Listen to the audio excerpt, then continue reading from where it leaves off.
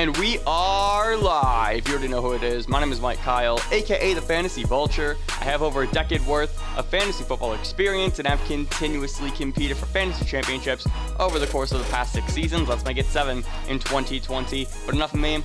I'm here for you. On today's episode of the FB Show, we're going to continue our Week 12 game recaps, breaking down every single Week 12 matchups, all through the lens of fantasy football. Up next, the Seattle Seahawks taking on the Philadelphia Eagles on Monday night. So if you're excited for this game recap, be sure to hit that like button down below, looking open receiver downfield. Also smash that subscribe button like a power running back up the middle so you never miss a video from me. And last but not least, you can follow me on all social media platforms at FFVulture. Now that all that's out of the way, let's jump right into Monday night. The Seahawks taking on the Eagles. Unsurprisingly, Seattle defeats Philadelphia by a final score of 23-17. The Seahawks improved to 8-3 on the year, while the Eagles' slide continues. They are 3-7-1 now. Russell Wilson put together a fine game, nothing too special by any means. 22 of 31 for 230 passing yards and 1 touchdown. Chris Carson, in his return from injury, 8 carries, caught both of his targets for 59 total yards and a touchdown.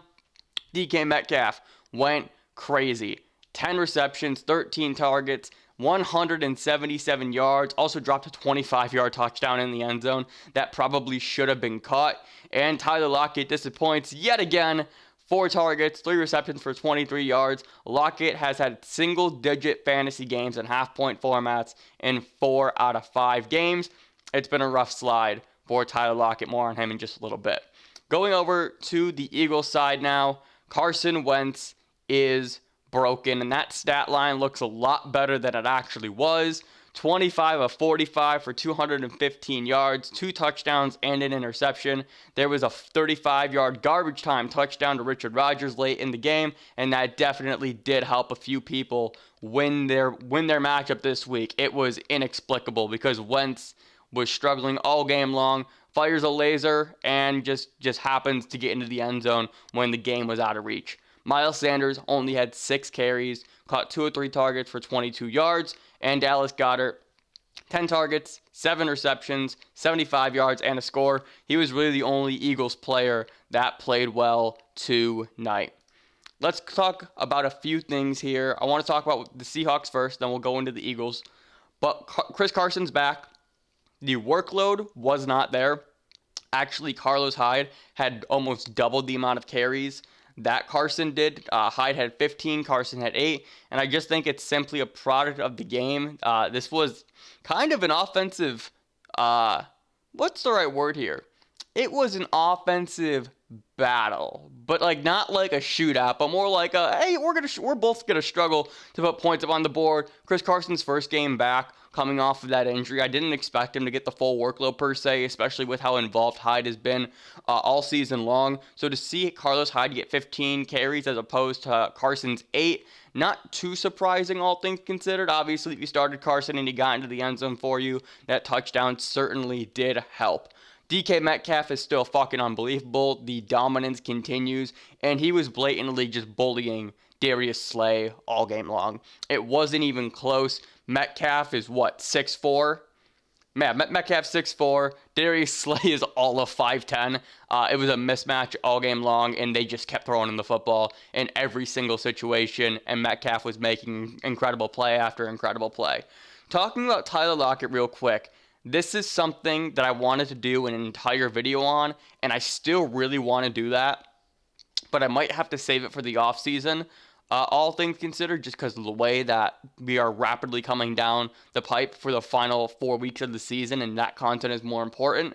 But Tyler Lockett has been brutal for fantasy all season long, outside of 2 games. 3. I'll say 3 games. He's got the 32-point game in Week 3 versus Dallas, the 45-point game versus Arizona, and then he had 17 points last week versus Arizona. There was also a 16-point game in Week 2.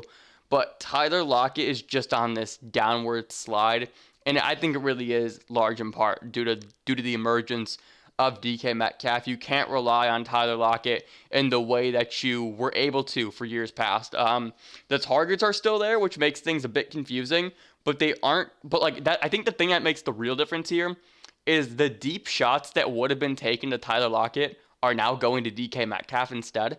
And we have just seen this changing of the guard where Metcalf is now the clear-cut number 1 wide receiver, and Lockett has now slid into that number 2 role. Again, the targets are there, and the admitted lack of offensive weapons between like Seattle's pass catchers in general. So Lockett's still going to have value, but starting him at this point still doesn't feel great. And if you look at their upcoming schedule, the Giants, which has a better secondary than people are aware of, the Jets, great matchup in Week 14, and then you have Washington, the Rams, and the 49ers to round out the year. That really is a tough schedule for Lockett. Obviously, DK Metcalf's going to get the majority of the attention in those games, so Lockett does have a window to be productive, but if you just look at what Lockett has done recently, it really is worrying for how you can rely on him and in what ways going forward throughout the course of the rest of the fantasy season.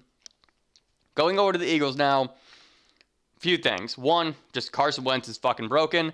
It is Jalen Hurts time. It is Jalen Hurts time. The fact that there were reports coming out that the Eagles were going to use Jalen Hurts more in this game. Jalen Hurts took two snaps, according to ESPN, Mike Clay, and that's just not going to get it done, right? I don't know. I'm not even saying that using 2 quarterbacks is the right move here, but for the love of God, watching Carson Wentz play, it's one thing to watch the Chicago Bears play, right? And we can get our jokes off about the Bears, but watching Carson Wentz struggle like hell is something unlike anything maybe I've ever seen before. This guy who was the number 2 overall pick, right? Because Myles Garrett went 1. The number 2 overall pick and his incredible 2017 season, and since has just looked like a broken car. And at this point, it's not even broken. I mean, the tires are off, the belts are loose, they're gone entirely, and the bumper is just grinding along the pavement. Carson Wentz is just, he's done. He's done. I don't know. There's no real explanation for it, and I just think he's mentally broken at this current moment in time. The fact that Carson Wentz threw the ball 45 times and Miles Sanders only had 6 carries, the Eagles ran the ball 9 times. 9 times, 46 total pass attempts. That's inexplicable in a game like this that was so offensively troubled for both teams for the majority of the game, because Seattle didn't look great by any means either. So just to see Miles Sanders be irrelevant in this game, which is so disappointing because he also had a great matchup versus the Seahawks, for this Eagles offense in general to underperform because this Seattle Seahawks defense is one of the worst defenses of all time. I saw a tweet, I can't remember who said it off the top of my head, maybe it was Mike Clay. They said that this Eagles offense just made Seattle's defense look like the Legion of Boom, which is woo. It takes a special kind of offense to make this Seahawks defense look good. Travis Fulgham, you're done. You can cut him. Don't even waste your time. Jalen Reagor, 7 targets.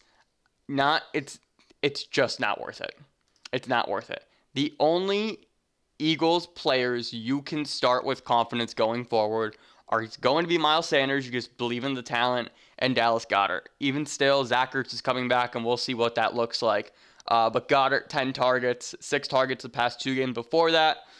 Definitely a guy who you want to keep your eye on. If he's on the waiver wire, you probably want to pick him up just maybe as an insurance policy to your tight end. Or if you're still tight end needy, Dallas Goedert's probably the way to go. I know multiple people that I know personally started him this week, and he did come through for you with that touchdown. But my God, every other receiving option, Boston Scott's dead, Carson Wentz is dead, Travis Fulgham's dead, Alshon Jeffrey's dead, Jalen Reagor probably dead. Just as long as Carson Wentz is being the quarterback for this team, and with the way this offensive line is played as well, there's no reason why you should try and start a member of this Eagles offense outside of Dallas Goedert, just because of how bad the tight end position is this year, and then Miles Sanders just because the talent for him is there. But that's going to do it for my Monday night recap. If you enjoyed this video, be sure to hit that like button down below. Hit that subscribe button as well so you never miss a video from me. Follow me on all social media platforms, and remember, people come and go, but fantasy championships are forever, and I will see you in the next video.